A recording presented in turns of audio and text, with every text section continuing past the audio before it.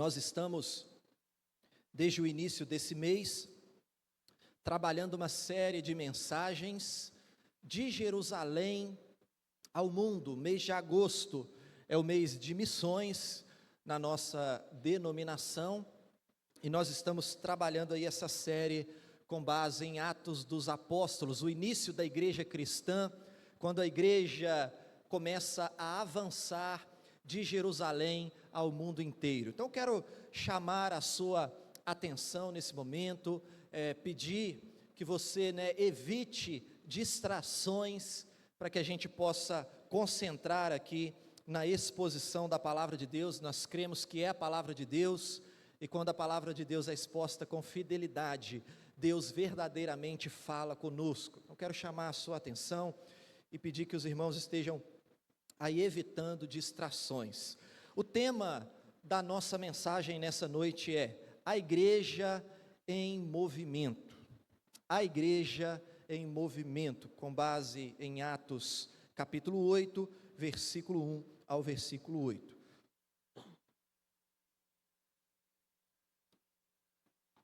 Esteja acompanhando essa leitura com atenção. Diz assim a palavra de Deus: e permaneça com a sua Bíblia aberta até o final da exposição da mensagem. Diz assim o texto sagrado: e Saulo consentia na sua morte. Naquele dia, levantou-se grande perseguição contra a igreja em Jerusalém, e todos, exceto os apóstolos, foram dispersos pelas regiões da Judéia e Samaria. Alguns homens piedosos sepultaram Estevão e fizeram pranto sobre ele.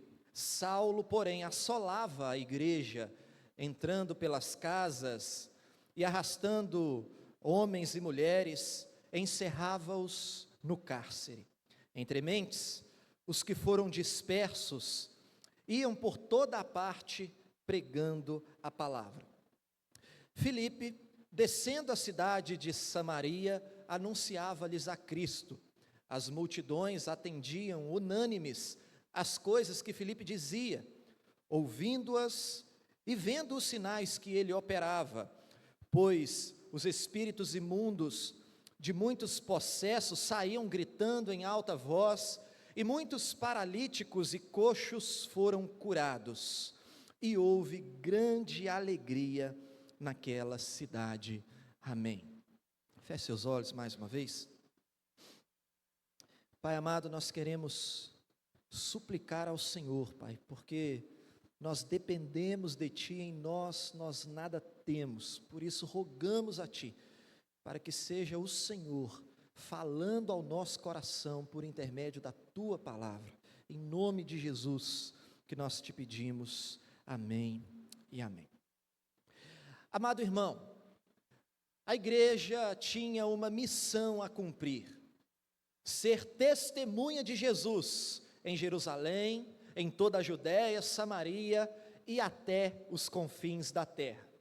E aqui em Atos, capítulo 8, nós temos aqui o registro da saída da igreja de Jerusalém para Samaria e toda a Judéia.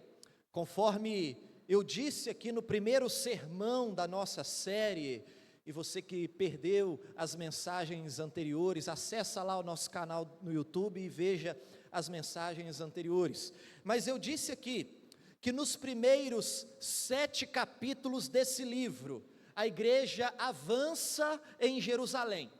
Aqui no capítulo 8, o evangelho chega em Samaria e em toda a Judéia. E a partir do capítulo 9, o evangelho então avança para os confins da terra. E o livro então termina no capítulo 28 sem uma conclusão, sem um final, porque essa história aqui ela ainda não terminou. Nós continuamos hoje essa missão, a igreja hoje continua esse movimento de Jerusalém aos confins da terra, de Jerusalém ao mundo. O que nós percebemos aqui no capítulo 8 é que Deus, em sua soberania, Ele usou a perseguição contra a igreja para a realização da obra missionária. É isso que veremos aqui. Mas antes, vamos recapitular os acontecimentos anteriores para que possamos compreender melhor essa passagem. Meu amado, acompanhe aqui comigo a ordem dos acontecimentos. No capítulo 1 nós temos a promessa de que a igreja receberia poder para testemunhar em todo mundo. É o capítulo 1, versículo 8, que eu disse aqui, que é o versículo chave para entendermos esse livro. O texto diz: e recebereis poder ao descer sobre vós o Espírito Santo, e sereis minhas testemunhas, tanto em Jerusalém, em toda a Judéia, Samaria e até os confins da terra. E quando a gente chega no capítulo 2, essa promessa do derramamento do Espírito se cumpre no dia de Pentecostes. E nessa ocasião, Pedro, cheio do Espírito Santo, ele ergue a voz e ele prega o Evangelho, e naquele dia o número dos convertidos aumentou para quase 3.000 convertidos em Jerusalém. No capítulo 3, houve um grande milagre que deixou todas as pessoas impressionadas. Foi a cura daquele coxo de nascença, quando Pedro disse: não tenho prata nem ouro, mas o que tenho te dou, levanta e anda. E nesse momento todos ficaram impressionados com aquele milagre, e Pedro então aproveitou a oportunidade e pregou o Evangelho mais uma vez. E o texto diz que o número dos convertidos em Jerusalém nesse dia aumentou para 5.000 homens, fora as mulheres e as crianças. Quando a gente chega no capítulo 4, falamos sobre isso na semana passada, Pedro e João foram presos, exatamente porque pregaram o Evangelho, conforme o relato do capítulo 3, e Pedro e João foram ameaçados, e eles receberam a ordem de não pregar, a ordem de não anunciar e nem ensinar sobre Jesus. Todavia, eles não temeram, eles não recuaram, mas eles pregaram o Evangelho ali diante das autoridades de Israel, com coragem, com ousadia, e eles continuaram obedecendo, não aos homens, mas obedecendo a ordem de Jesus, que disse: ide por todo mundo e pregai o Evangelho a toda criatura. Quando chegamos no capítulo 6, nós temos aqui um evento importante. No capítulo 6, lemos ali que as viúvas helenistas estavam sendo esquecidas na distribuição do pão, e quando eles reclamaram com os apóstolos tomaram uma decisão. Eles disseram: vamos eleger diáconos, e os diáconos vão cuidar dessa parte do cuidado para com os necessitados, enquanto nós, os apóstolos, nós vamos nos dedicar à oração e à palavra. E foi assim então a instituição dos diáconos. E nessa ocasião, ali no capítulo 6, homens crentes, homens de boa reputação, cheios de sabedoria, cheios do Espírito Santo, foram eleitos como diáconos. E dentre esses homens que foram eleitos, 2 se destacaram como evangelistas.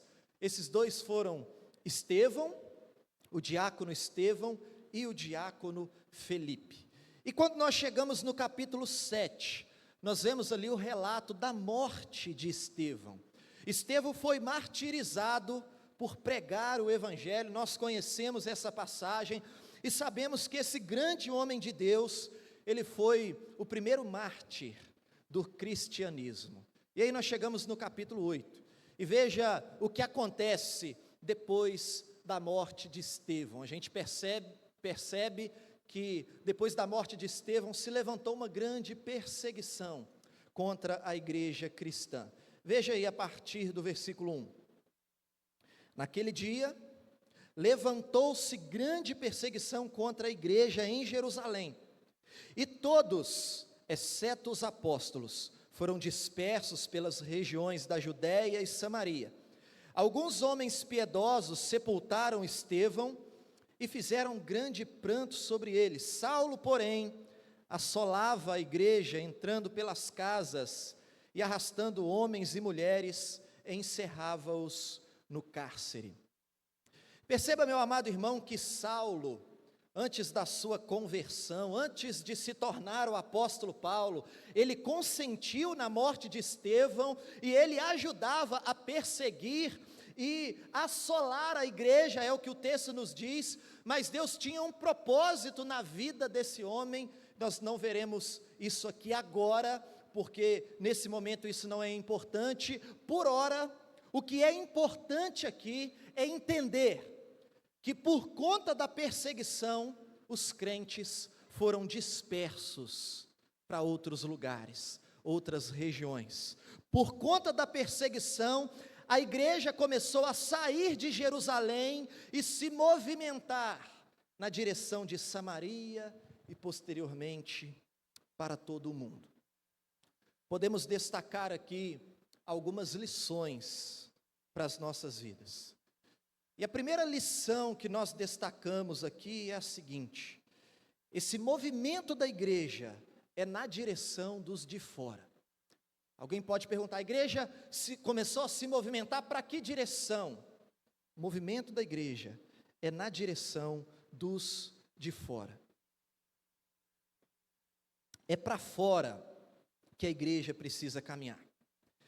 Eu e você sabemos que os apóstolos, eles pregaram com fidelidade o evangelho ali em Jerusalém. E temos essa convicção porque no capítulo 4 nós já temos a informação que já haviam cerca de 5.000 convertidos ali na cidade de Jerusalém.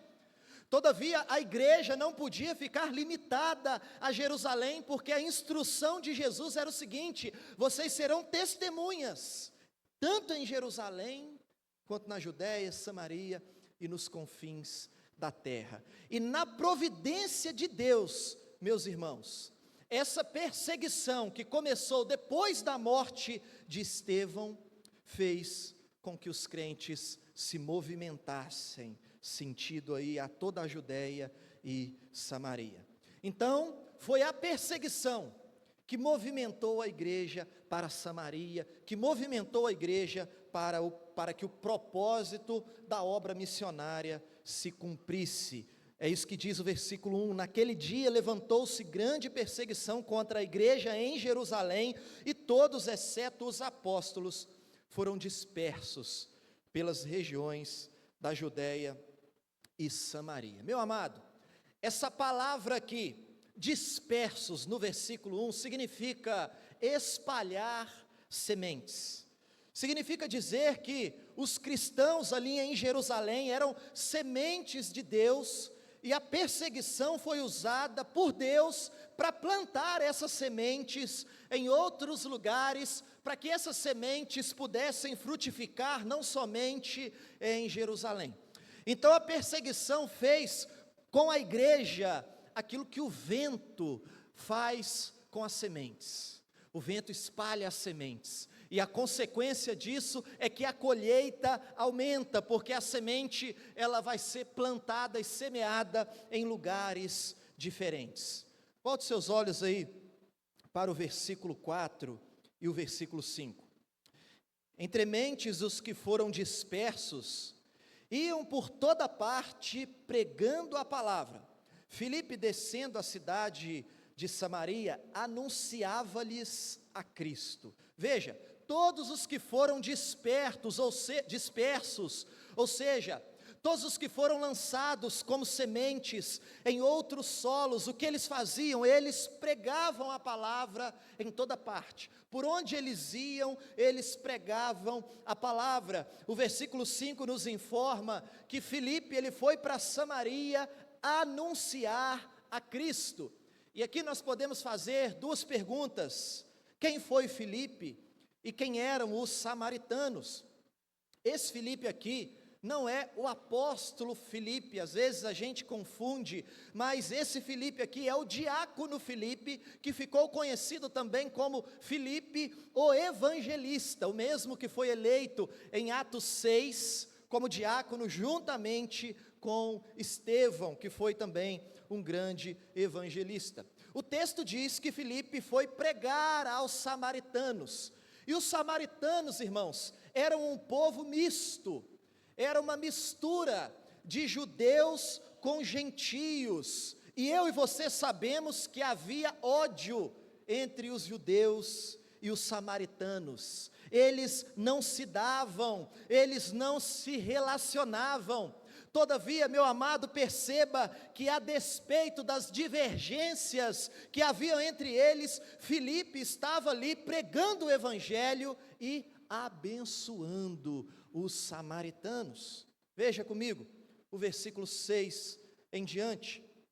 As multidões atendiam unânimes às coisas que Filipe dizia, ouvindo-as e vendo os sinais que ele operava, pois os espíritos imundos de muitos possessos saíam gritando em alta voz, e muitos paralíticos e coxos foram curados, e houve grande alegria naquela cidade. Fica claro aqui, meus irmãos, que o evangelho de Jesus trouxe grandes bênçãos para os samaritanos, libertação, curas, transformação de vidas. Fica claro aqui, queridos, que o evangelho anunciado ali por Filipe trouxe grande alegria aos samaritanos. Tudo isso porque, a fim de cumprir a missão, esses homens romperam com as barreiras do preconceito racial e agora, em Cristo Jesus, judeus e samaritanos formam uma única família. Agora em Cristo Jesus, judeus e samaritanos se tornam o povo de Deus. Portanto, amados, é para fora a direção que a igreja deve caminhar. A igreja precisa se movimentar na direção daqueles que não conhecem a Cristo, seja quem for. Nós sempre precisamos pensar nos de fora. Quando a igreja vive para ela mesma, alguma coisa está errada. A gente vira um clube social, a gente se reúne aqui para satisfazer aí as nossas vontades, as nossas necessidades sociais. Quando a igreja vive assim para ela mesma, com toda certeza, ela não está participando do movimento de Deus, porque o movimento de Deus, ele sempre nos conduz para fora. A igreja precisa alcançar os de fora. Quem são os de fora? São todos aqueles que ainda não foram alcançados. São todos aqueles que não conhecem a Cristo. Um grande teólogo disse a seguinte frase: a igreja só é igreja quando existe para os de fora. Inclusive, meu irmão, a palavra grega na Bíblia, que nós traduzimos aqui como igreja, é a palavra eclesia, que significa literalmente chamados para fora. Ou seja, a igreja é o povo que Deus salvou e Deus chamou para se movimentar para fora. E Deus chamou para que esse povo pudesse caminhar na direção daqueles que ainda não conhecem a Cristo. Portanto, meu amado, nós precisamos estar sempre atentos para não cairmos no erro de realizarmos programações somente para nós mesmos. Nós precisamos tomar o cuidado para a gente não ser aquele sal que só fica no saleiro.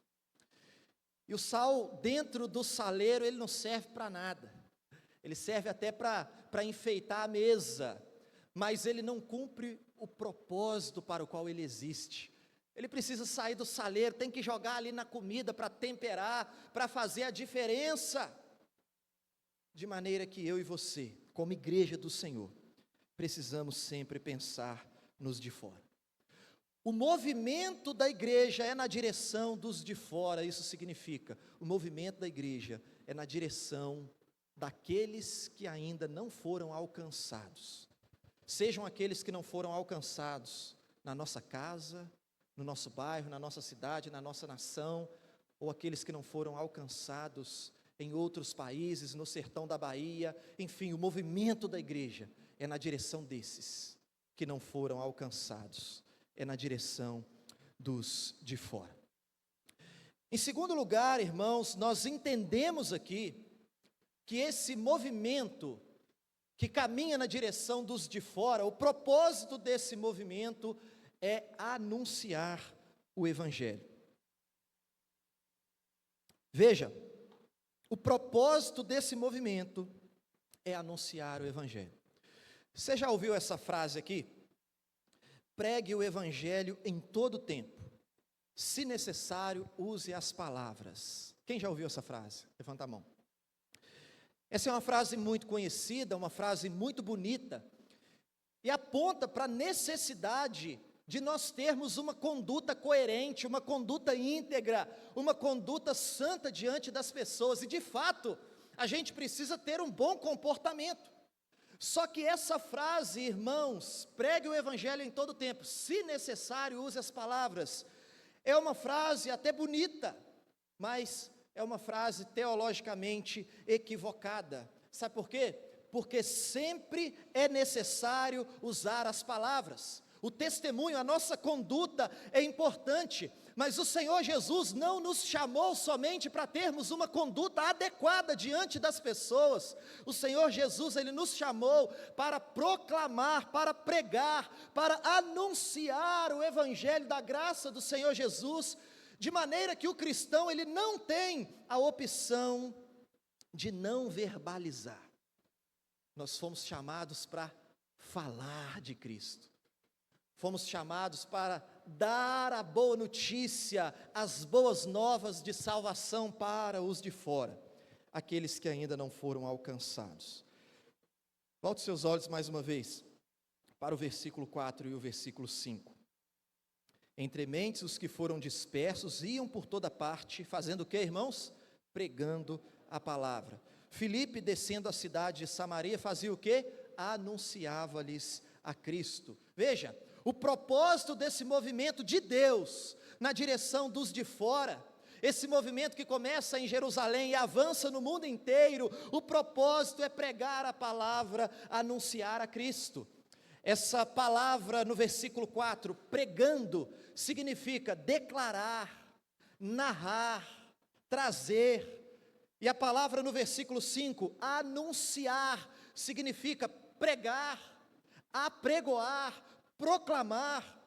Então, meu amado irmão, essas palavras que aparecem aqui, indica que eles verbalizavam, eles falavam, eles anunciavam o Evangelho de Cristo Jesus. Quando Paulo escreveu aos Romanos, no capítulo 10, versículo 13, você conhece de cor esse versículo. Paulo disse assim: porque todo aquele que invocar o nome do Senhor será salvo. Olha que coisa maravilhosa. Quem invocar o nome do Senhor será salvo.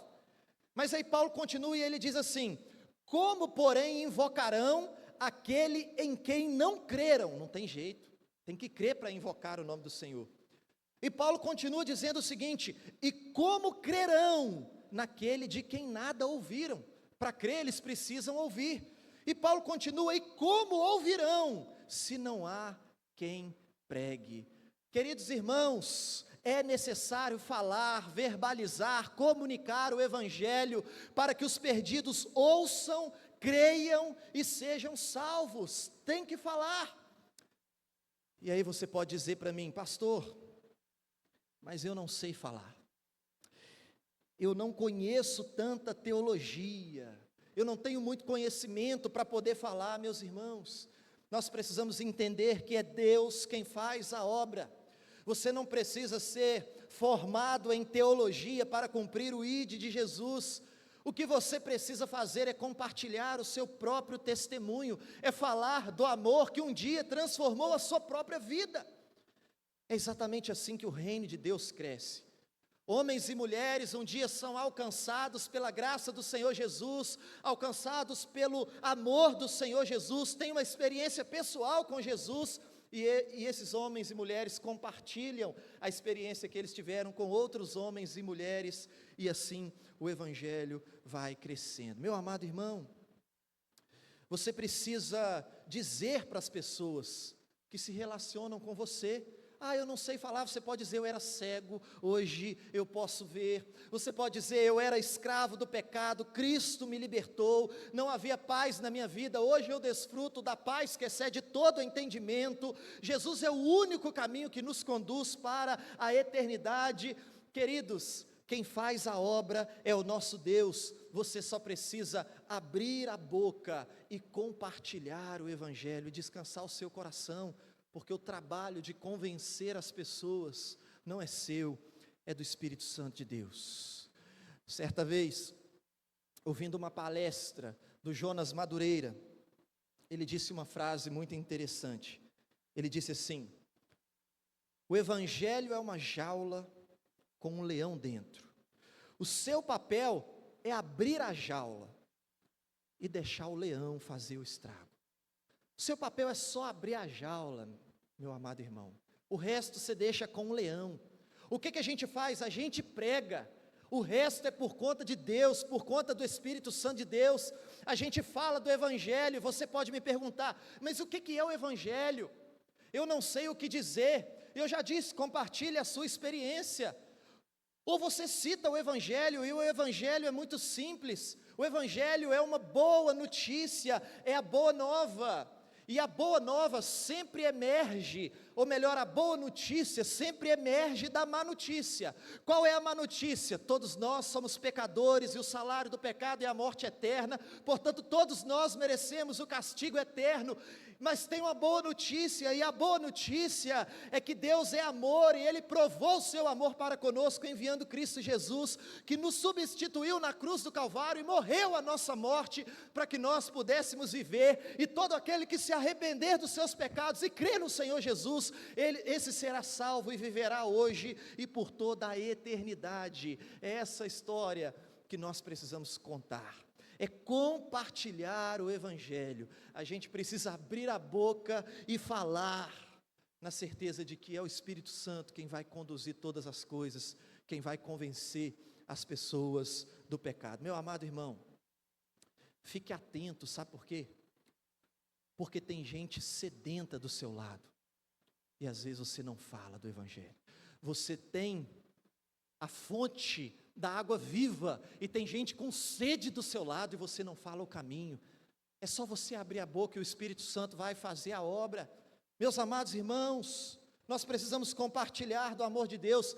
Você não precisa temer, porque não é o seu conhecimento, não é a sua habilidade, não é a sua teologia, não é a sua capacidade de persuasão, mas é o poder da palavra de Deus que transforma e muda as pessoas. O que você precisa fazer é abrir a boca e falar. Os frutos virão por intermédio da ação do Espírito Santo de Deus, que fará segundo os seus propósitos.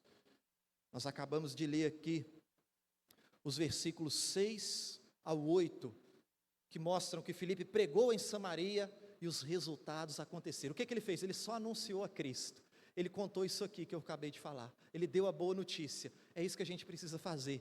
Conta isso para a sua família, conta isso no seu trabalho, conta isso para as pessoas e descanse o seu coração, porque os frutos virão. O que você precisa fazer é abrir a boca e falar. Portanto, meu amado, o propósito desse movimento é anunciar o Evangelho. É claro que o nosso testemunho de vida é importante, mas há a necessidade de falar. E em terceiro lugar, meus irmãos, todos os crentes devem participar desse movimento. Aí você pergunta: e quem que participa? Quem que vai ser enviado? Todos. Todos os cristãos precisam participar. Veja mais uma vez o versículo 1.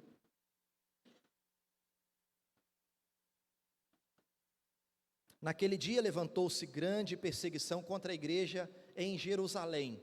E, o que está aí, irmãos?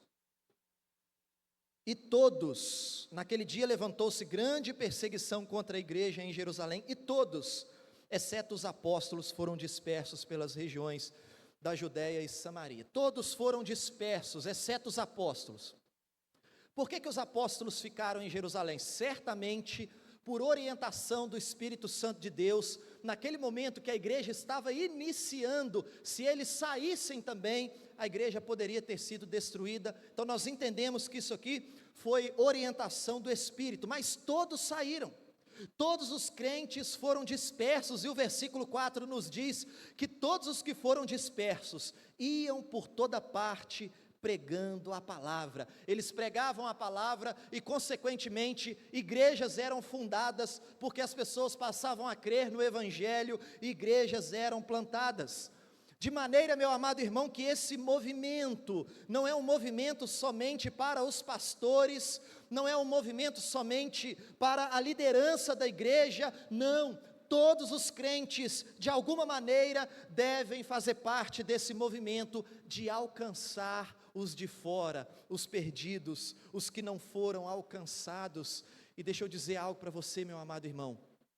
Quando você é fiel nos dízimos, você está participando desse movimento, porque a gente envia recursos para missões. Quando você é generoso nas ofertas, você está participando desse movimento.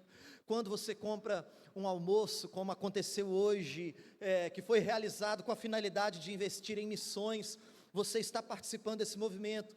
Quando você fala de Jesus para o seu vizinho, para um familiar, para pessoas que não conhecem a Cristo, você está participando desse movimento.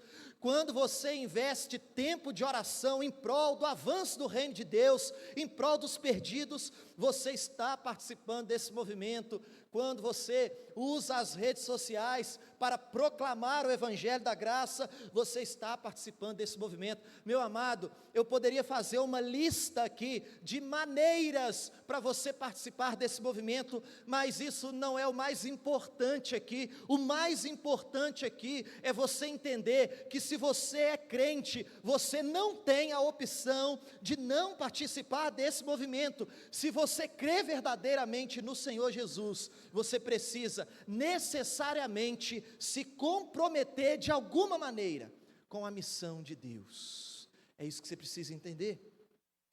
E eu não sei quais são as formas que você vai participar desse movimento, mas eu sei que se você é crente, você não tem a opção de não participar. E meu amado, talvez você não tenha um chamado específico para ir para algum campo missionário, em algum lugar distante, para a África, para a Europa, para o sertão nordestino, para o sertão da Bahia.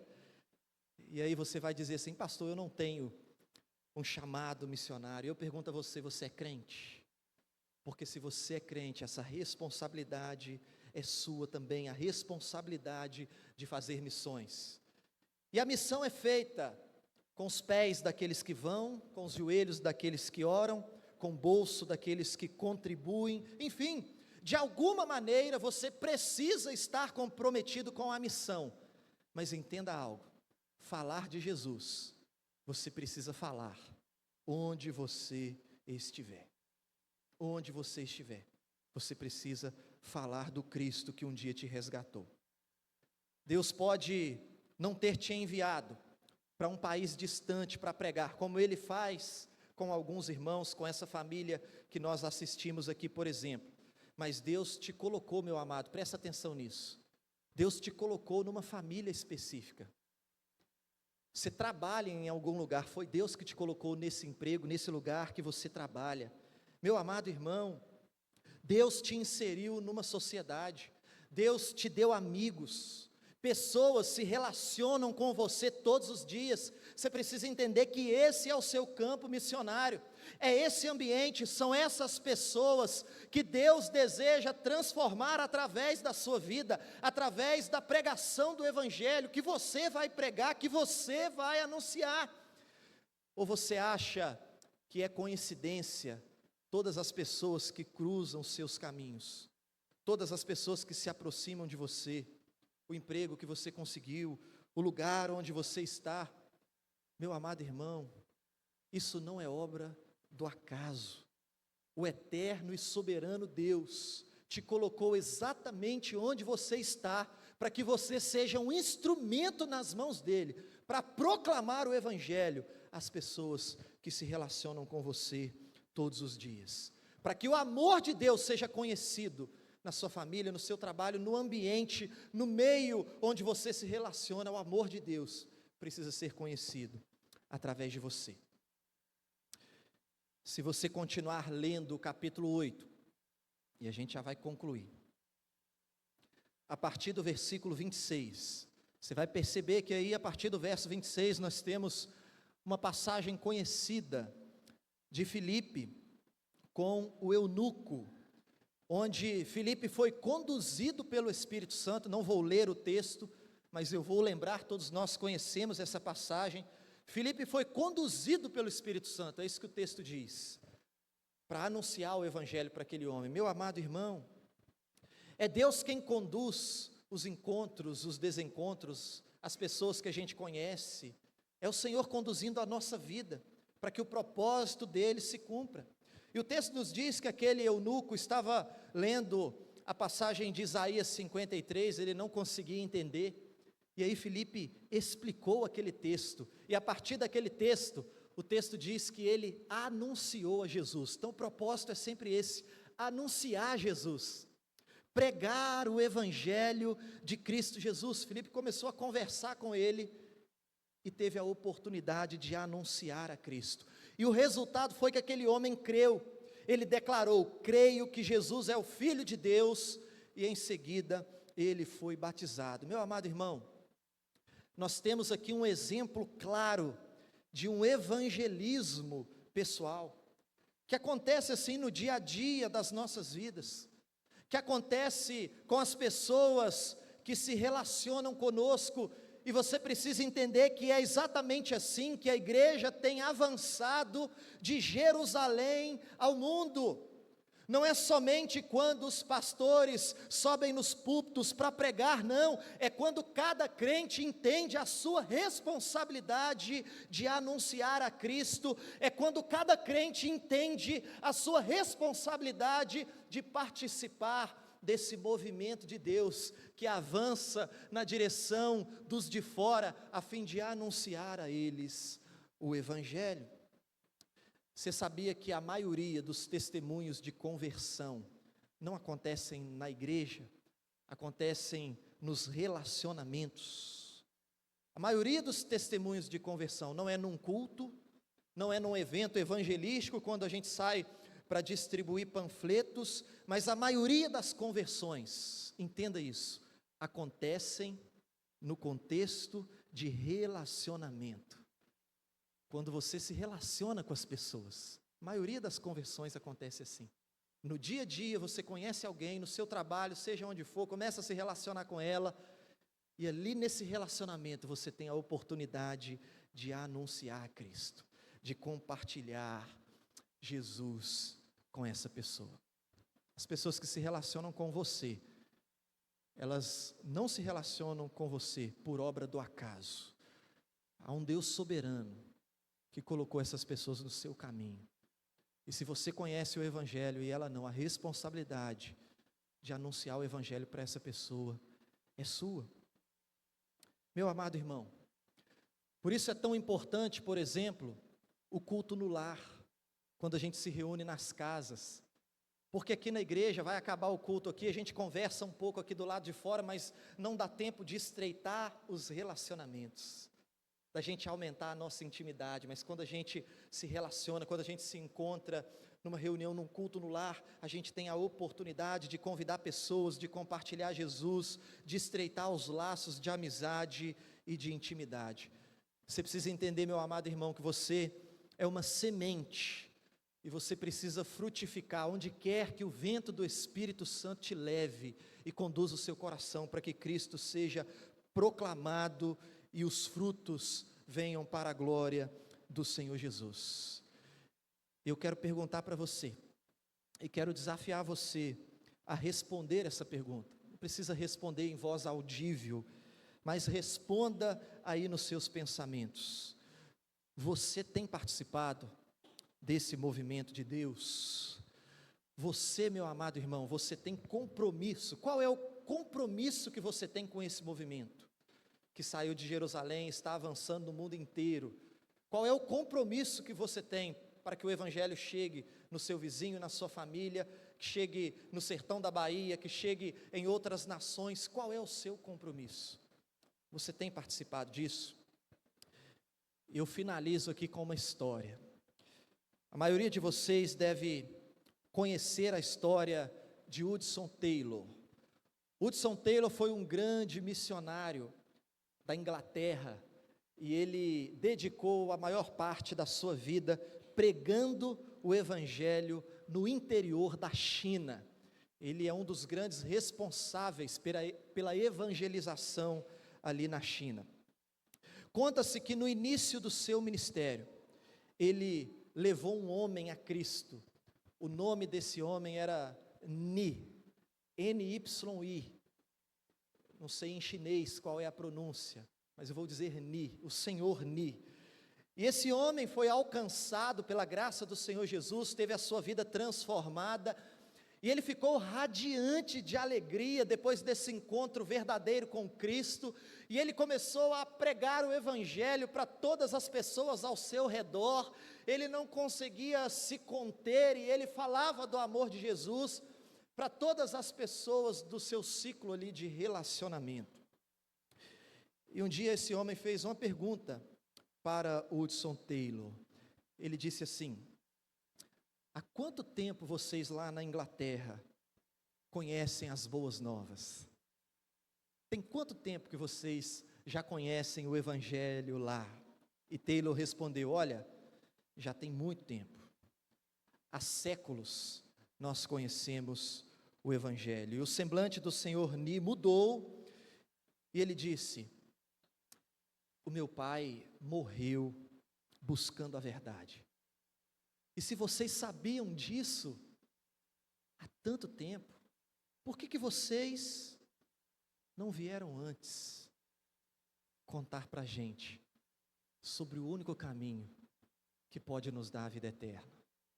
Hudson Taylor não conseguiu responder essa pergunta. Querido irmão, fica essa reflexão para nós. Há quanto tempo que você conhece o Evangelho? Até onde você já compartilhou as boas novas do reino?